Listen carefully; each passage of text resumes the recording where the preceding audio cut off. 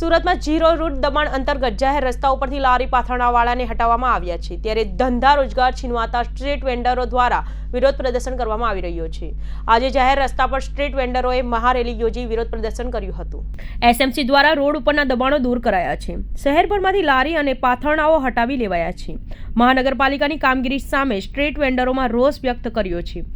વેપાર ધંધો નહીં હોવાથી રોડ ઉપર વિરોધ કર્યો હતો।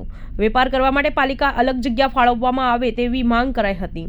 આગામી સમયમાં પાલિકા જગ્યા નહીં ફાળવે તો આંદોલન ઉગ્ર બનાવવા ચીમકી અપાઈ હતી। મનપા તાત્કાલિક કોઈ નિર્ણય લે તેવી માંગ કરાઈ છે। હજારોની સંખ્યામાં રેલી સ્વરૂપે આંદોલનનો પ્રારંભ કર્યો છે। મહારેલી ચોક કિલ્લાથી પ્રસ્થાન કરીને એસએમસી કચેરી જવા રવાના થઈ હતી। એસએમસી વિરુદ્ધ સૂત્રોચ્ચાર કરી વિરોધ દર્શાવ્યો હતો। અમારે 1 મહિના અને 10 દિવસથી લારી ગલ્લા જે બંધ થઈ ગયા છે એમાં અમને વૈકલ્પિક જગ્યા આપવામાં આવે, જે વોકિંગ ઝોન બનાવીને બધી લેડીઝો ભાઈ બહેનો જે બી છે એમને જગ્યા આપે અને અમને આવી રીતે અચાનક અમારા ધંધા બંધ નહીં કરાવી દે, એના માટે અમે આજે જઈએ છીએ। કેટલા સમયથી ધંધો બંધ છે અને કેવી રીતે આ બહેનોને તકલીફ પડી રહી છે? અમારો 1 મહિનો ને 10 દિવસ થઈ ગયા અને બહેનોને કેવું છે, બધી બહેનોએ 10,000 20,000ની લોનો લીધી છે, આવાસોમાં ઘર લીધા છે।